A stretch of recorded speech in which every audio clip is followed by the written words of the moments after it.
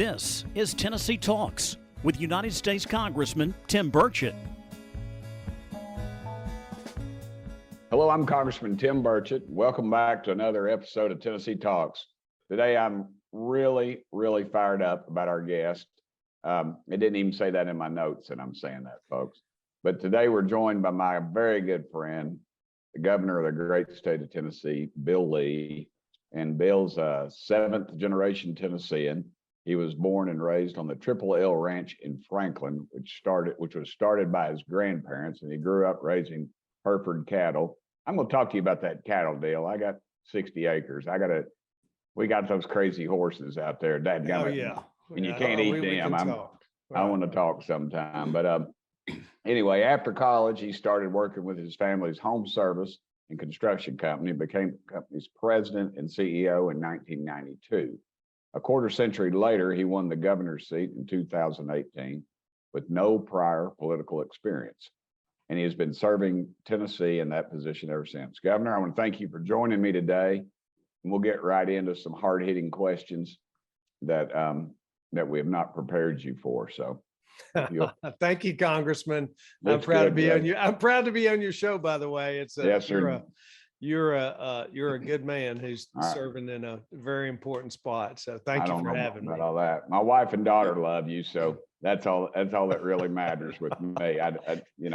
Don't worry about me. It's just those two. They think you're the greatest thing in the world. And Kelly and Isabel love seeing you at the ball game Saturday. And I guess I need to start off with that with a very important question. How was your experience at the UT Alabama game? Goodness gracious. I had this great opportunity to go down on the field before the game started, and that was just really awesome.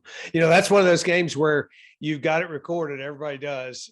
You record it at home if you get the opportunity to go to the game, and then probably watch that game 20 times over the next 5 years. My wife sometimes like, really? We're going to watch another game. It's 11 o'clock on Saturday night. And I pull up some game from, 6 years ago. And yeah, that'll be that game. People will watch that one for a long time. Forever. I was, I'm a teetotaler, which means some of my viewers don't know what that means. I don't drink alcohol. So I would always be the one that would drive my fraternity brothers, my Sigma Chi fraternity brothers, to ball games. And we went to Alabama last time when we beat them down there, and we started kind of a deal. And I always remembered that game because of the fact that I was sober and that we won. And I always remember we were almost about to get out on the field, and there was a bunch of Alabama state troopers out there. And this one fan, he was actually from Alabama, and he ran out on the field, and they clubbed him pretty good.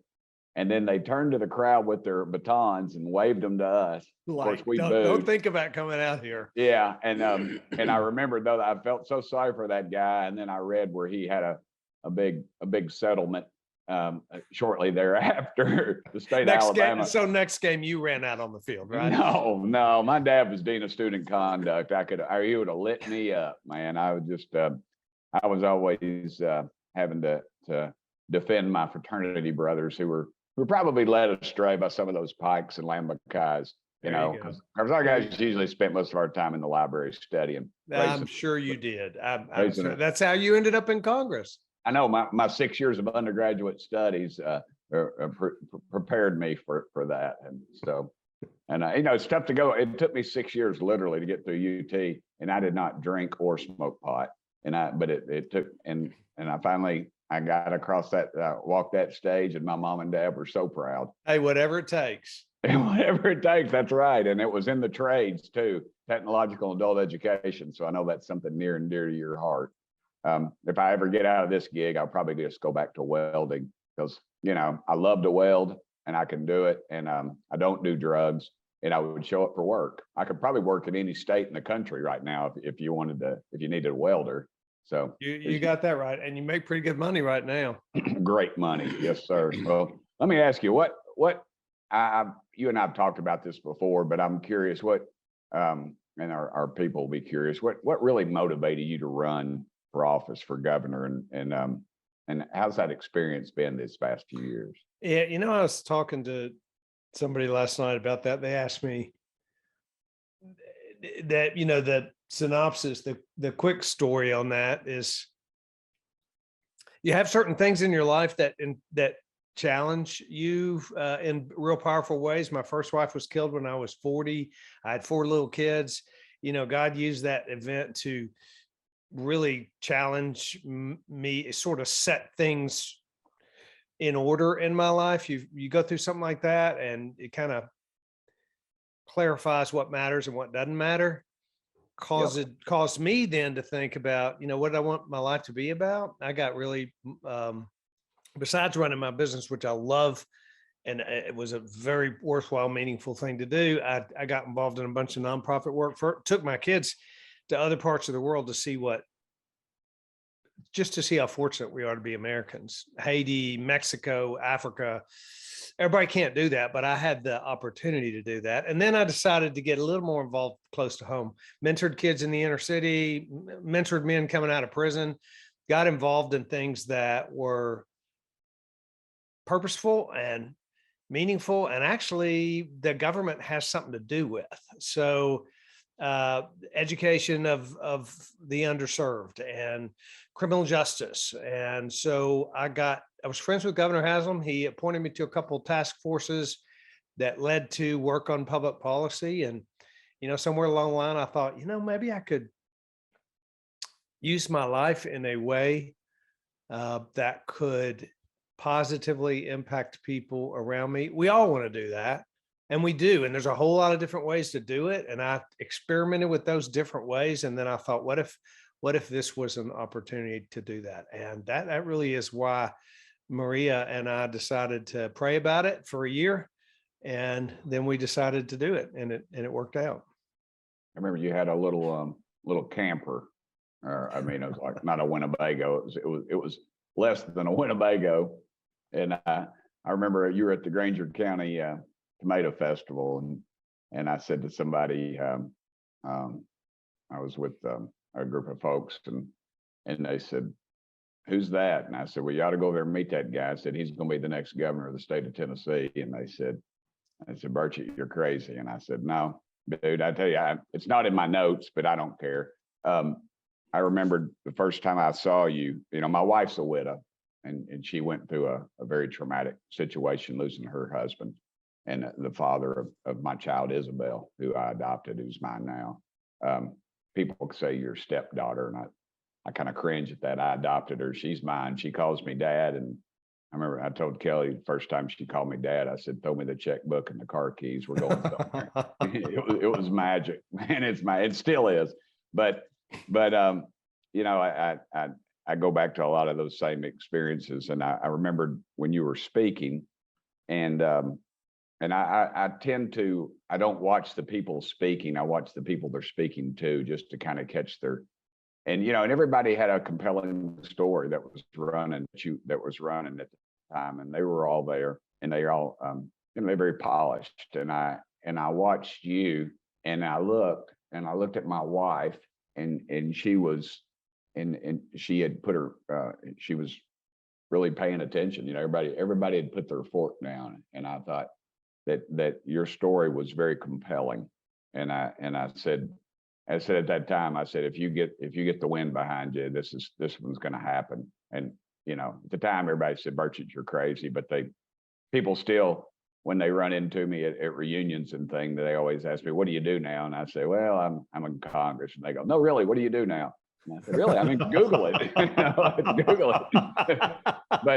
but I can kind of, some reason I've been able to tell when people are going to go the distance, and you were one of them. And you're a good brother to say that, and I appreciate that. And frankly, you're the kind of person, and you're talking about yourself, and I won't. I know you're self-deprecating, but you're that kind of regular, everyday person that people are very attracted to. It's the reason you're in Congress, and And when we get done with this, and I get to ask you a question, I'm going to ask you about that. But you're being able to connect to people at just at a regular everyday life level. It's important if you're going to represent people is to let them know that, hey, you're just like them, because you are, and you have a real powerful capacity to do that. I have to be real careful because of my incredible good looks, Governor. It kind of overpowers everything. Different. And I have to, so you don't have that problem. I do. And it just have to make sure that they're wanting to talk about my intellect. But now, hey, you mentioned something about the criminal justice system. I know that's a real passion of yours. And it is one of mine, actually, because I was able to pass some legislation, which is kind of unusual for somebody at my lower level in Congress. But, what are some of those things that y'all been working on with law enforcement? And if you comment on some of the defund the police movement and how that has affected your line of thought. And I know that I've quoted you many times about the, I think you said 95% of the people in our jails and prisons now will be out one day. And you've talked about that revolving door. I believe you said 95, something like that. I've heard that's right speeches, and that's not in my notes either. I just recalled that somehow. But and I wonder if you could talk a little bit about that. Yeah, when I ran for office, I said people want a good job and a good school for their kid and a safe neighborhood.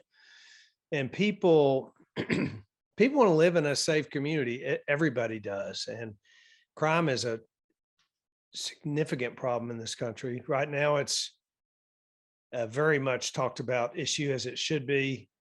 And as a side note, when you have a border that's wide open and drugs flowing in and by the truckloads, and drugs are the backdrop to crime, you're going to have crime. You're going to have increased violent crime, or have seen it all across America.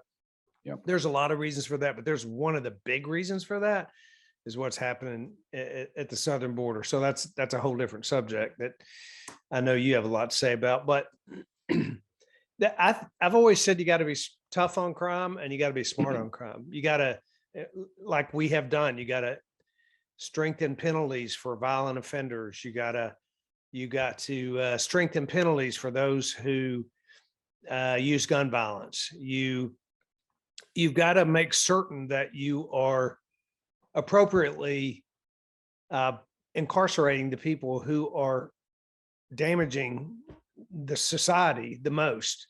But at the same time, there are realities about this. Like 95% of everyone that's sitting in a jail cell is going to get out, and they're going to move back into your neighborhood and my neighborhood and your county. And that's a reality that if we're not smart about that, the other reality is that about half of those people will recommit a crime and go back into prison, which is another victim and more cost to the taxpayer. So being smart is thinking about how you reenter those folks. We passed something called the Success and Reentry Act, and that's important. So there's smart law that we should put around the criminal justice system that lowers recidivism, which is the return rate to prison. If you lower recidivism, you lower crime rate and you have less victims. Now, no, defund the police and the whole, terrible idea that is, or I don't even know where that came from, but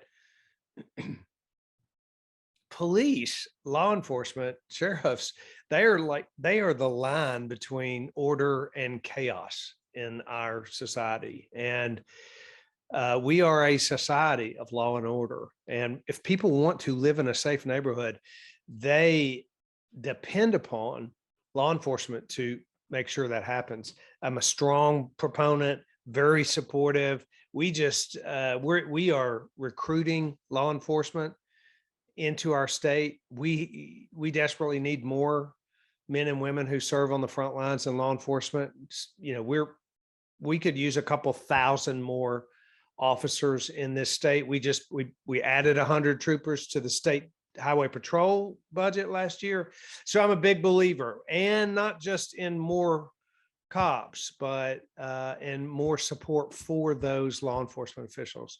We just funded $100 million violent crime intervention grant fund that is available to every police department, every sheriff's department We'll continue to look at funding law enforcement and strengthening law enforcement, while at the same time strengthening and improving the system so that we make neighborhoods in Tennessee safer. I'm glad to hear you say that. I think one of the big problems, I have a lot of friends in law enforcement, and I absolutely love the state troopers. When I was in the state legislature, I really became good friends with a lot of those folks, and just the professionalism that they exhibit. Yep. And I tell my little girl Isabel, I've got a lot of my buddies. One of my best friends is a fireman, and I tell her, every time you hear a siren go off, honey, you ought to say a prayer, because a friend of ours is getting ready to be put in harm's way. Mhm. And either it's ambulance or whatever. And especially with law enforcement, just when you see on a national level, some of my colleagues repeatedly run them down, and then it gets to be election time, and it's like, oh, we didn't say that. Then you look at the tape, and it's just 100. It's 180 degrees the other way. I mean, they are just not being honest about it. And it's and some of those folks, it's kind of funny, Governor. You see them with the most security around them at the Capitol. Yeah. And yeah. I'm thinking those poor guys and gals that are watching them have to listen to them run them down, but yet they're having to protect them, but they do it, and they do it because, and that tells you why.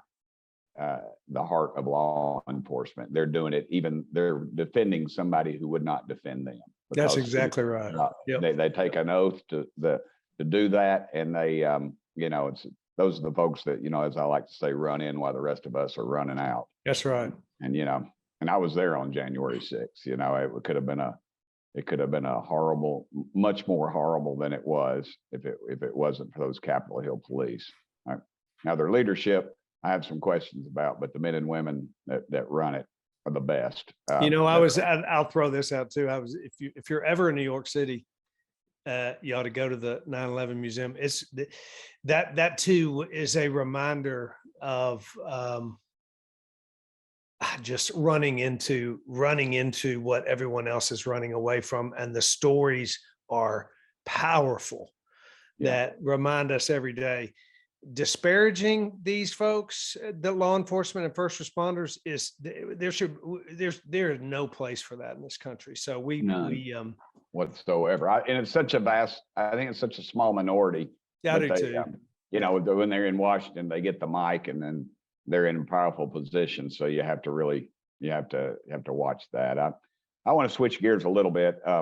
Something that you and I touched on is education and workforce. Now, I know you all been working on a lot of things, and that's something near and dear to your heart, as mine, the trades and things like that.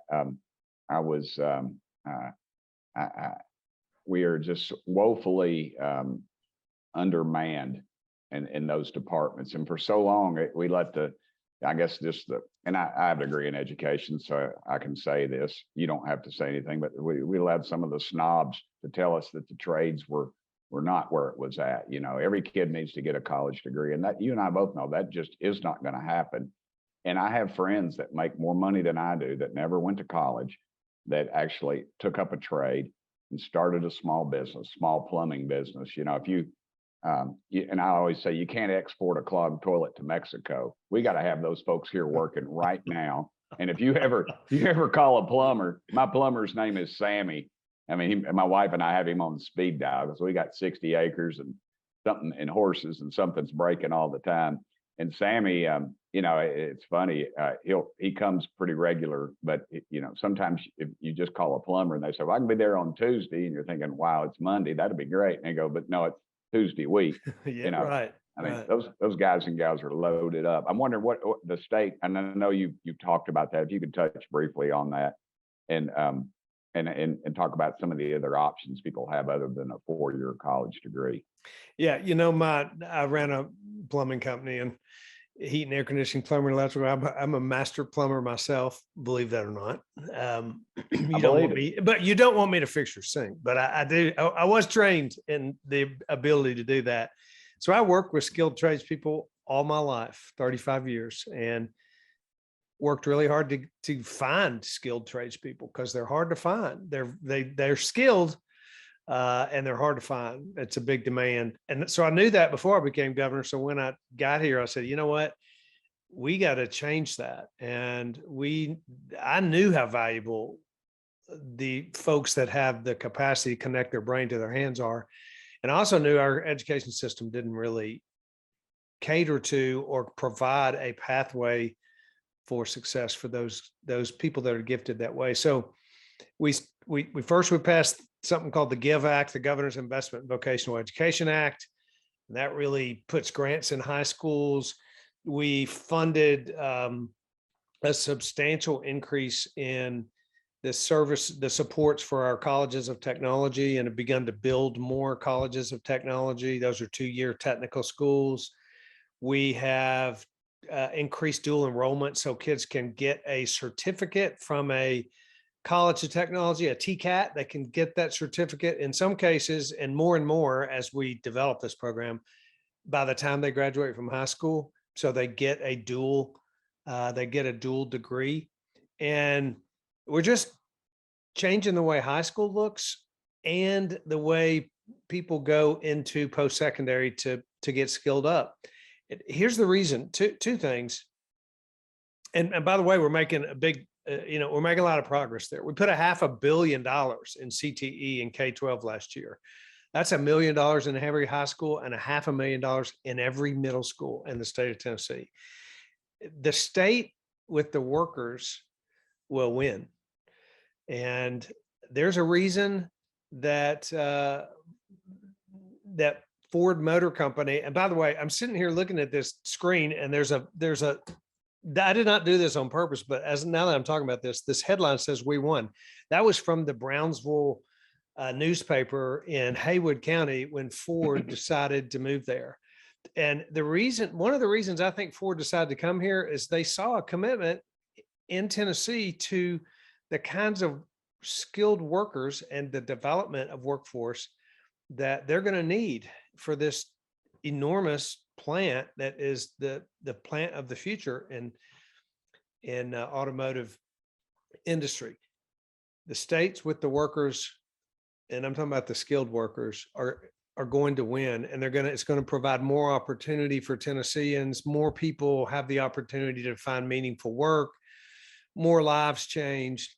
I'm a big believer in, and I'm also a big believer in 4-year degrees. I mean, we have some of the finest institutions in the country, and Sure. so what we need are doctors and lawyers and physicists and engineers and plumbers and pipe fitters and welders, electricians and nurses and teachers. And we need to have pathways of success for all the giftings that reside in Tennessee kids.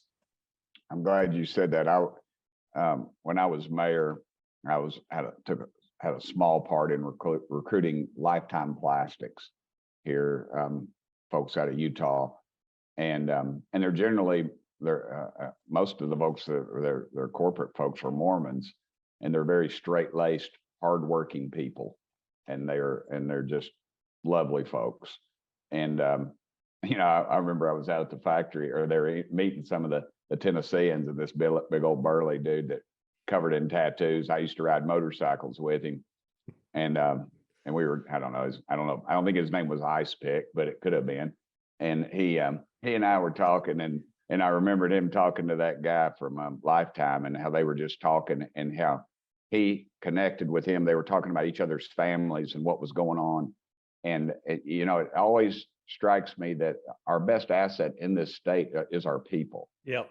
And that's where it's at. And if our people have the right tools, they can succeed far beyond what anybody would imagine. And that fella had the right tools. I mean, he had the training, and he was one of the managers actually helping run the plant. And so I've always thought about that. And when we would recruit, I'd always take folks over here to the Ball Market, where I've had you over there before, and everybody's got their name on their shirt, and there's grease under their nails, and they'll stop and shake your hand and talk to you. And that's our best asset. It has always been. And of course, God's blessed us beyond belief with the fields and streams and creeks and rivers and mountains and all the natural beauty and all that. and you just add that on top of that, and it's just and we are a hard ticket to beat. So I guess that's my last. That feeds right into my last question of you, but I think I know the answer. But what sets us apart, do you think, as a leader in innovation or economic policy, and just the overall coolness that we share as Tennesseans? I speak to a group all the time down in Loudon, and it always amazes me that they don't have a as I like to say, people in East Tennessee, it's the only place in the country where people don't have an accent. And those folks definitely have an accent. They've all moved here from somewhere else. But dadgummit, and it's funny, you think they want to change it. No, they came here because they're getting away from the New Yorks and the Californias and the New Jerseys and the Connecticut's. And they want to come down here and they love it. And maybe you could touch on some of that, Governor. Well, there's a few things you've already said. I mean, Tennesseans are remarkable people. My family came here in 1796. And so I have a long, rich family history here. And the people that have been here for, hundreds of years that are foundational, there's some remarkable stories about the resilience of those people.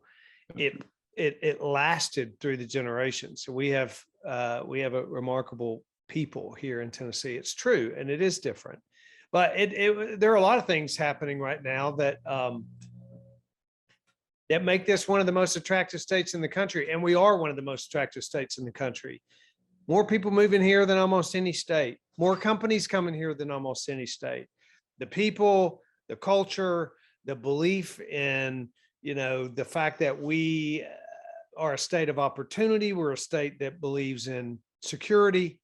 We talked about that. We're a state that believes in freedom and personal responsibility that goes along with it. Those concepts get out. People look all around the country, and there's some places they see that can concern them, some things they see about America that makes them anxious. But then they look further and they find a place like Tennessee, and they say, you know what, there's a place where America hadn't lost her way. And there's a place where I'm reminded of the reasons why this country is great. I really do believe that the Tennesseans have created an environment that is remarkable. And you add to that a couple of, economic drivers that are important to people's back pocket: lowest taxes per capita in the country. Our state has got one of the lowest tax rate, lowest debt per capita in the country. Right now, Tennessee's economy is the fastest growing economy of all 50 states. There are some, there's been a long commitment in the General Assembly, in previous governors. There's been a long commitment, and you were a part of that, to fiscal stewardship and conservative fiscal principles in state budget and in spending taxpayer dollars. And when you have a commitment to fiscal stewardship, then you set yourself up for the kind of economic prosperity really a state is having, like Tennessee state is having. And that's very, very attractive to people that around the country. They're like, hey, I can pay less taxes there. I can find more opportunity there with a growing economy. And besides, that place is beautiful, and those people there's something different about them. Yep, I agree 100%. Here's the part of the show that I dislike the most, but our guests seem to like the most. And this is the part where you can ask me anything you want, Governor. And I did that one. I did that one time. I should have thought about this a little bit. Gosh, this would be my big chance. I'll give you a minute. One time when I was first elected, I asked a classroom that, and the teacher got real nervous, and this little girl raised her hand and she said, "Are you single?" And I said, "Well, yeah." She said, "Well, good." She said, "My mama's going through a divorce, and you seem like a nice guy." And I told her, "Well, ma'am," I said, "if you'll get me an 8x10 glossy of your mama and a copy of her last W-2, we'll talk." And I never got either one, so we never talked. But oh goodness, I'll ask you some of those questions offline. Yeah. I mean, this is an obvious question. You probably get asked this all the time, but you are probably as you know, easily connectable, kind of regular guy. There's no pretense.